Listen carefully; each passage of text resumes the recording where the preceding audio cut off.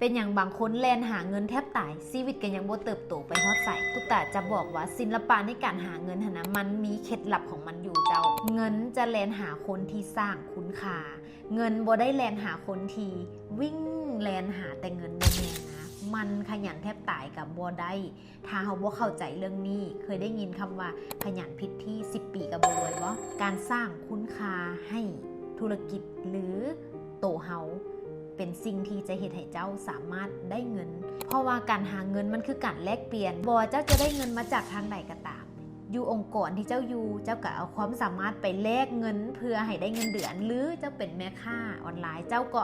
เอาความสามารถเจ้าไปแลกเงินเพื่อให้ลูกค้าซื้อเครื่องกับเจ้าแล้วประเด็นคือเจ้าจะเฮ็ดจังไดให้ลูกค้านี่นะควักเงินมาจ่ายให้เจ้าองค์กรควักเงินจ่ายให้เจ้าตอบแทนในสิ่งที่เจ้ามีความสามารถมีคุณค่าในตัวเจ้าให้ข้าเจ้าอยากจ่ายให้เจ้าหลายกว่าเก่าจริงนี่มันคือศิลปะในการฮู้คำว่าสร้างคุณค่าสร้างมูลค่าให้กับลูกค้าให้กับองค์กรถ้ามื้อนี้เจ้าเป็นของที่มีมูลค่ามีคุณค่าอยู่ในตัวเจ้านะบ่มีไผอยากที่จะปล่อยมือเจ้าไปทางไหนหรือว่าลูกค้าเนี่ยเขาไปซื้อเครื่องห้านอื่นแต่เจ้าเนี่ยบริการโคตรดีเลยเจ้านี่มีคุณค่าสร้างคุณค่าให้ลูกค้าตลอดซื้อกับเจ้ามันอุ่นอกอุ่นใจมีคุณค่าต่อลูกค้านะแพงดำเล็กดำน้อยลูกค้าก็จะเลือกซื้อกับเจ้ามันเป็นอย่างซี่ใดคือตัวตุ๊กตาเองเนาะตุ๊กตาขายคอนเฮียนนะตุ๊กตากล้าเว้าได้ว่าตุ๊กตาขายบ่ถูกและตุ๊กตาอาจจะแพงกว่าคนหลายๆคนอยู่ลาวด้วยซ้ำแต่เป็นอย่างลูกค้าคือเลือกที่จะซื้อกับตุ๊กตาเพราะว่าสิ่งที่ตุ๊กตาให้คุณค่า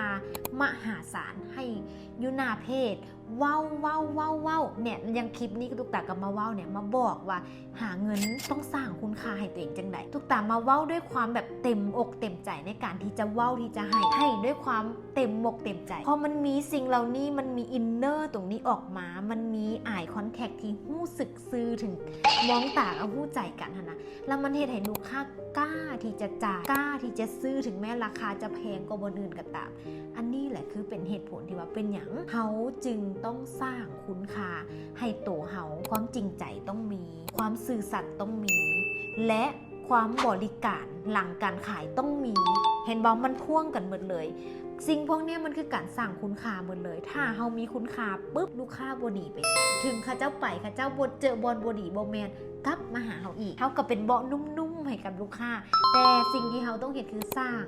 คุณค่าเฮาขึ้นไปเรื่อยๆสูงขึ้นไปเรื่อยๆเก่งขึ้นไปเรื่อยๆมีจิตใจที่ดีขึ้นไปเรื่อยๆมันจะเฮ็ดให้ลูกค้าอยากกลับมาหาเฮาและลูกค้าใหม่ก็จะทะลังทลายซื้อกับเฮาจริงแล้วนี่แหละมันเฮ็ดให้เจ้าสามารถต่างจากธุรกิจอื่นและเฮ็ดให้เจ้าสามารถเติบโตขึ้นไปได้เงินแลนหาคนที่มีคุณค่าสร้างมูลค่าให้ตัวเองธุรกิจตัวเองหวังว่าคลิปนี้จะเป็นประโยชน์ให้กับทุกคนเอาไปใช้ได้ทุกธุรกิจเจ้าในเรื่องนี้เนาะแล้วเจอกันในคลิปหน้าสำหรับคลิปนี้สบายดี